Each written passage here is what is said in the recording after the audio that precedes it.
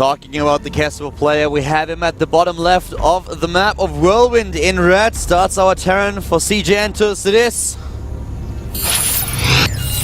CJ enters Bbyong. Bbyong. CJ enters player, one of the better ones. A lot of people rumoring he was going to retire. It's not in fact true. His opponent to the top left for the MVP team, similar to Tails, he is MVP finale. one of their better Protosses for sure.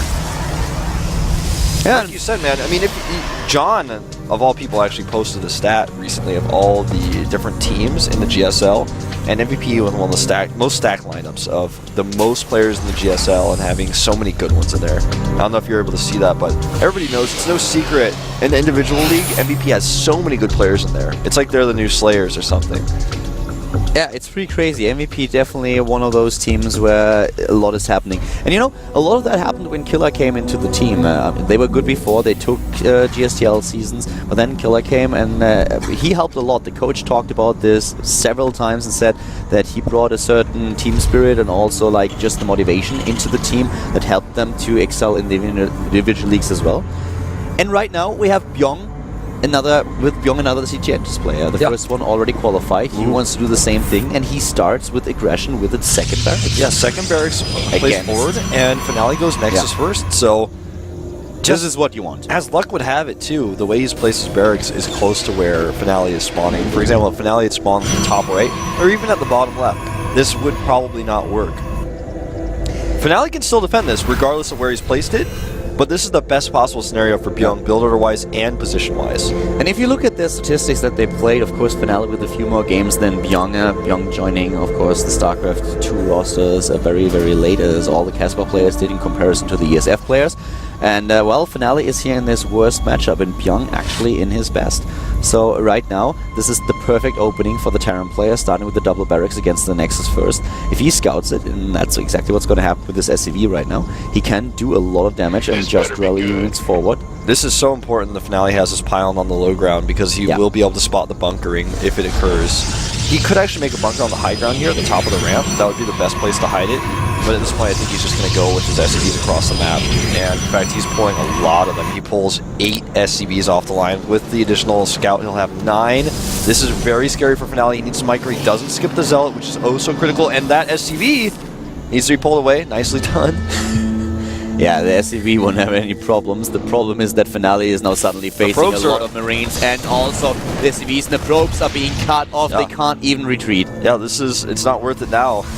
That's for sure. Stalkers are very important here. They're the unit you want to have to micro against Marines, but if the bunker's up, you can't micro against that. Yeah, and there's only one gate at this point. One gate, and that gate very late too.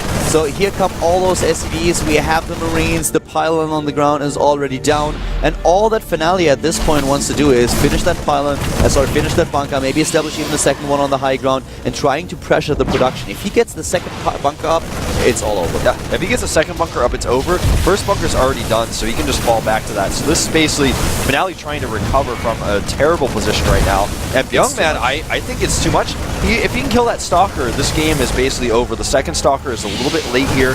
Nice position for Bbyong here. The probes are all stuck in a circle there. And the Zealot is also dead. Really good position for Bbyong. I really love his micro here. Nice targeting too. He just kills Harvesters, and that's all that he has to do. Just look how many Finale already lost. Finale is down to 6 probes against 14 SCVs.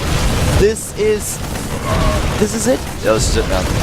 There's one probe left. That's all that he has. Bunker is finished. He could actually run up into the main if he wanted to. Looks like he's just going to wait until he has more Marines to do that. There is no income for Finale anymore. He's trying to produce double probes, but they're actually spawning into bunker fire. He doesn't re-rally his probe, so he loses it instantly, so he pays 50 minerals for nothing. Bbyong is remaking SCVs at home as well. GG. That was pretty straightforward, man. Yeah. Finale, I mean, I don't want to even call this builder loss. I feel like he could have microed a lot better.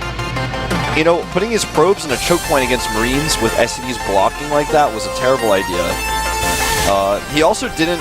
You know, a lot of Pros players are fighting with their probes when they don't need to. When you have only Marines and there's no SCVs around, you can pull your probes back to the middle line and just micro the Stalkers. If the bunker's up, just stay away from it. But he actually went and fought with his probes, lost way too many. Yeah.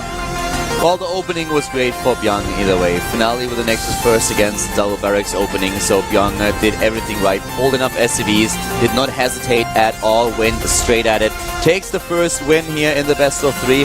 Cloud Kingdom going to be our second map, where Finale has to turn things around. But as mentioned earlier, if you just look at the games that he played so far in StarCraft 2, this is his weakest matchup.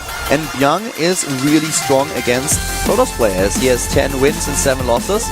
So let's see if he can close things up, and the second CJ Entus player is going to advance, or Finale is going to present us with the third game.